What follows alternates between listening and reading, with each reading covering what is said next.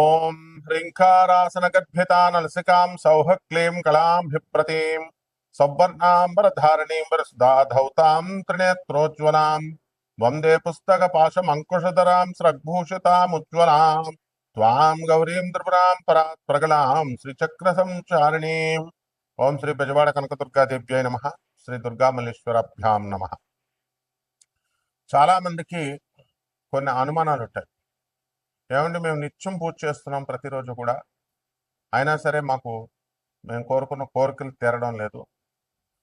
ఎవ్వరు ఏ పూజలు ఏ రోజు కూడా చేయనటువంటి వాళ్ళందరూ కూడా చాలా సుఖంగా సంతోషంగా జీవితాన్ని గడుపుతున్నారు. మరి మాకు వచ్చేసరికి ఇల్లు లేదు, స్థలాలు కొనుక్కోలేకపోయాం. అలాగే మా పిల్లలందరూ కూడా మంచి ఉద్యోగాల్లోకి రాలేకపోయారు. పెళ్ళిళ్ళు అనేటటువంటివి కొంతమందికి బ్రేక్ అయిపోయినాయి. ఇలాంటి రకాల సమస్యలు. ఈ సమస్యల కోసమని మేము కొంతమంది జ్యోతిష్కుల దగ్గరికి వెళ్తే వాళ్ళు రెమెడీస్ పేరుతో లక్షల రూపాయలని మా దగ్గర నుంచి తీసుకొని హోమాలు చేశారు. ఆ తర్వాత పూజలు జరిపించారు. ఇవన్నీ కూడా జరిగినాయి. అయితే మరి మాకు ఫలితాలు ఎందుకు రావడం లేదండి అనేటటువంటి డౌట్ చాలా మందికి ఉంటుంది. అది కేవలము దానికి ఆన్సర్ ఏంటంటే మీ తప్పే. ఎలా అంటే ఎవరు చెప్పరు ఎవరు మంచి గురువులు ఎవరు చెడ్డ గురువులు. మంచి గురువు ఎప్పుడు కూడా నేను మంచి గురువుని అని చెప్పుకోడు, అసలు నేను గురువునే అని చెప్పుకోడు ఆయన. షిరిడి సాయినాథుడు, దత్తాత్రేయుల వారు, నాథ సాంప్రదాయంలో వీళ్ళంతా మత్స్యేంద్రుడు, వీళ్ళంతా కూడా శ్రీపాద వల్లభుడు వచ్చి గురుదేవులు రెండవ అవతారమైనటువంటి దత్తాత్రేయ రెండవ అవతారమైనటువంటి నృసింహ సరస్వతి స్వాముల వారు వచ్చి నేను నీ గురువును, నా దగ్గరికి రా, నేను నీ సమస్యలు తీరుస్తానని ఎక్కడన్నా చెప్పినట్టు గురు చరిత్రలో ఉందా, లేదా శ్రీపాద వల్లభ చరిత్రలో ఉందా? చెప్పుకోరు. ఎవర్రా పబ్లిసిటీలు చేసుకుంటారంటే బయట ఏమీ లేనటువంటి వాళ్ళు పొట్టకూటి కోసం వచ్చినటువంటి వాళ్ళు పూజారులు, జ్యోతిష్కులు, సాధువులు, పీఠాలు ఆశ్రమాలు పెట్టి సాధువుల కింద ఉంటారు. వీళ్ళు ఎన్నటికీ కూడా ప్రవచనకారులు, వీళ్ళంతా ఎన్నటికీ కూడా గురువులు కాలేరు వీళ్ళు. ఎందువల్లంటే గురువు అంటే ఏంటి? పరమహంస యోగానందుల వారు యోగదాస్ సత్సంగ అధ్యక్షులు, గురుదేవులైనటువంటి మహావతార్ బాబాజీ గారి శిష్యులైనటువంటి లహరి మహాశేషుడు శిష్యుడు యుక్తేశ్వర బాబాజీ, యుక్తేశ్వర బాబాజీ యొక్క శిష్యుడు పరమహంస యోగానందుల వారు, వారి శిష్యులు శాంతానందగిరి గారు. ఆ శాంతానందగిరి వారు మా గురువు గారు వైఎస్ఎస్ రాంచీలో ఉంది. వీళ్ళంతా కూడా మరి అన్ని ఆనంద మార్గ ప్రభాత్ రంజన్ సర్కార్ గారు, తర్వాత ఈ యొక్క రమణ మహర్షుల వారు, మాణిక్ మహారాజ్, వీళ్ళంతా కూడా కలుస్తూ ఉండేవారు. మరి వీళ్ళని యోగులు అనాలా, వీళ్ళని గురువులు అనాలా? మరి అలా కాకుండా మీరు ఎవరి దగ్గరికి వాళ్ళ దగ్గరికి వెళ్ళి సమస్యలు పరిష్కారాలు చెప్పమంటే వాళ్ళ బ్రతుకులే వాళ్ళకి స్టాండర్డ్ లేదు, వాళ్ళ జీవితాలే వాళ్ళు సరి చేసుకోలేకపోతున్నారు. మీకేం చేస్తారు?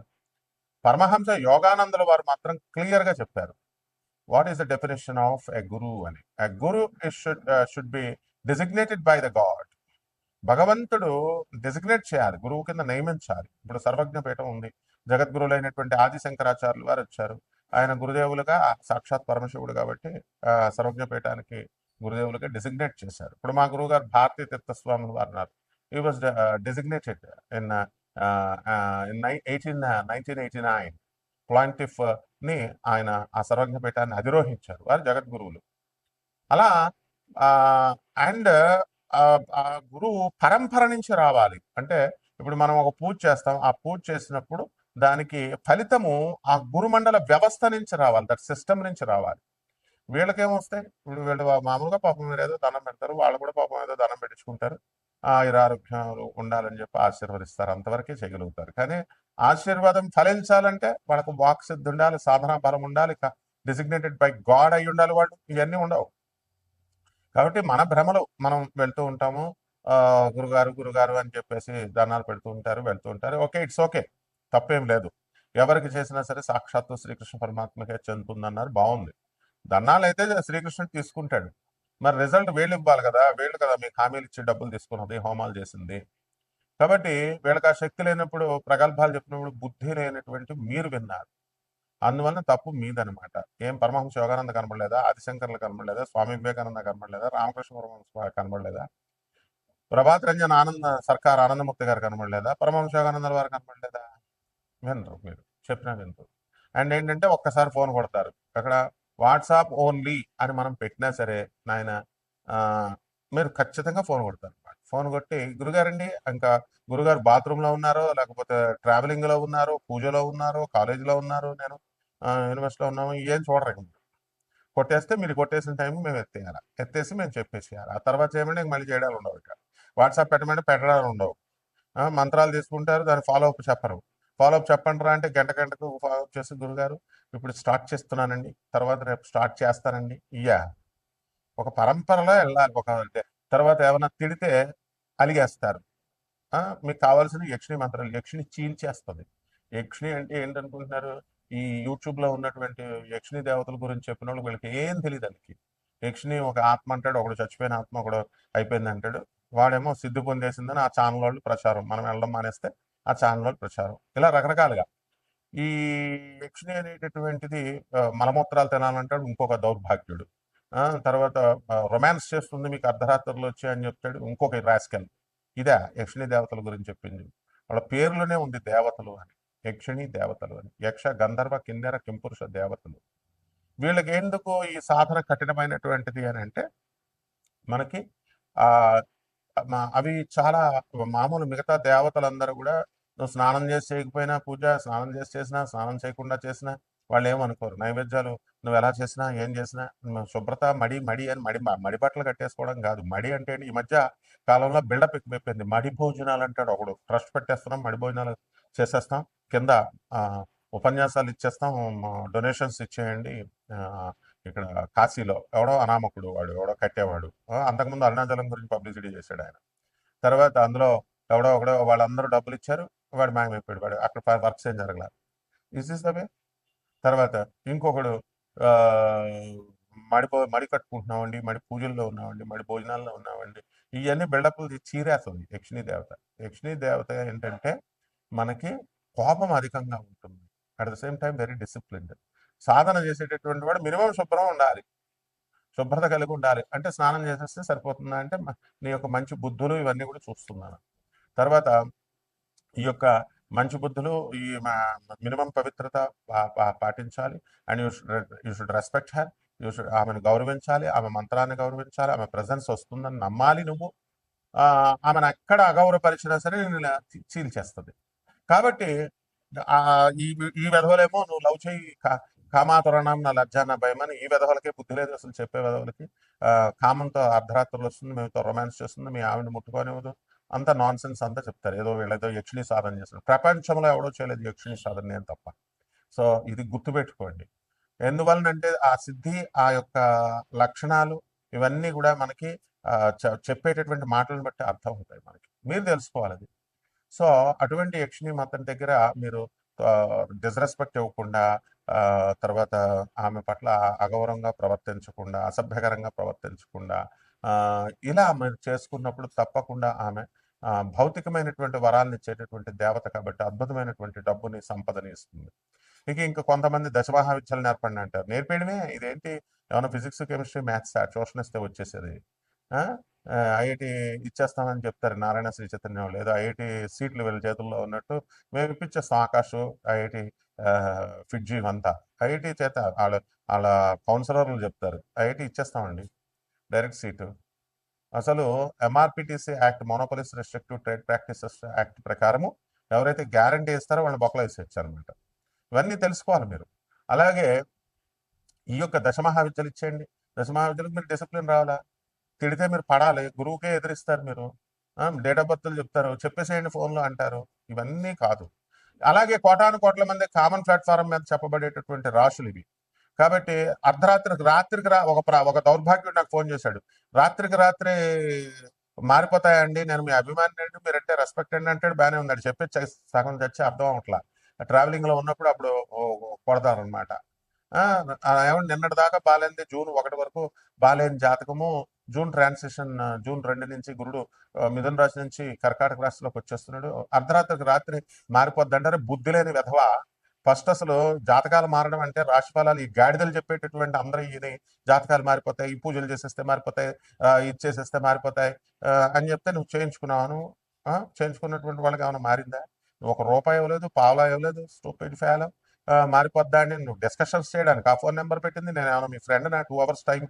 ఏమైనా 2 minutes టైం అని అంటారు and world number 1 astrologer. And 20 కంట్రీస్లో ఉన్న 600 ఆశ్రమాస్కి, ఆనంద్ మార్గ ఆశ్రమానికి, ఆ తర్వాత ఇండియాలో ఉన్నటువంటి 300 ఆ, ఆశ్రమాలకి రిప్రజెంటేటివ్ గురువుని నేను, ఇంటర్నేషనల్ కోఆర్డినేటర్ని. అరే, పర్సనల్ అపాయింట్మెంట్ అంటారు కొంతమంది.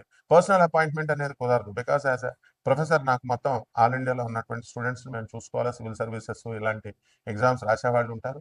And only for IAS, IPS, ministers వాళ్ళకి, ఎమ్మెల్యేలు, ఎంపీలకి వాళ్ళకే సరిపోదు మాకు అపాయింట్మెంట్ ఇవ్వడానికి, మా స్టూడెంట్స్ని చూసుకోవడానికి. కామన్ మ్యాన్ అది హర్ట్ చేయడానికి కాదు. We don't have enough time. అందుకని చెప్తున్నా సరే అర్థం చేసుకోవట్లేదు. సో దీన్ని బట్టి, ఈ యొక్క కర్మలను బట్టి, ఈ ఈ ప్రతి ఒక్కడు కూడా ఈ పూజలు చేయాల్సినటువంటి అవసరం లేదు.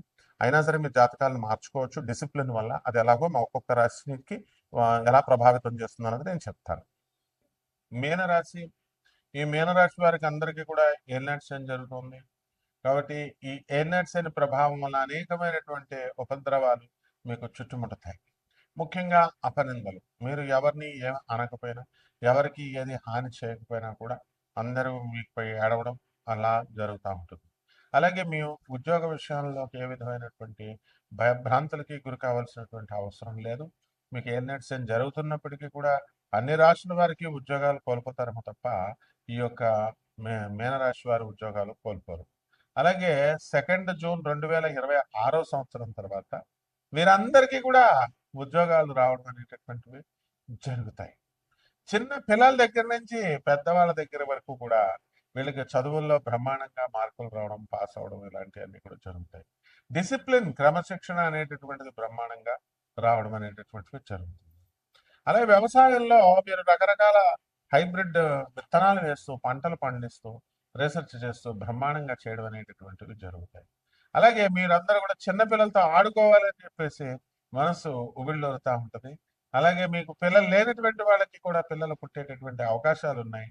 అలాగే పెళ్లిళ్ళు కానటువంటి వాళ్ళందరూ కూడా చిన్నపిల్లలతో ఆడుకోండి.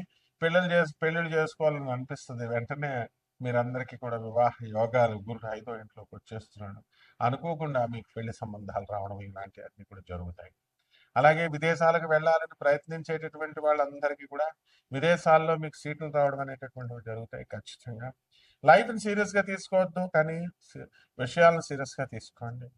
అలాగే లైఫ్లో ఏదే ఒక రంగంలో కనుక క్లిక్ కాలేకపోతే వేరే రంగంలో క్లిక్ అవుతారనేటటువంటి నిశ్చితమైనటువంటి జ్ఞానాన్ని కలిగి ఉంటారు ఈ మీన రాశి వాళ్ళు ఈ గురుగ్రహ సంచారం వల్ల.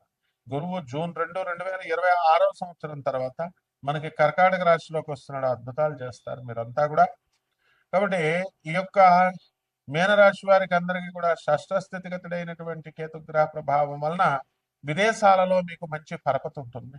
ఎక్స్పోర్ట్స్, ఇంపోర్ట్స్ బిజినెస్లలో బ్రహ్మాండంగా మీరు సాధించడం అనేటటువంటిది జరుగుతుంది. ఇక ఉప్పు చేపల వ్యాపారం నుంచి అన్ని రకాల వ్యాపారాలు కూడా బ్రహ్మాండంగా సక్సెస్ అవుతారు.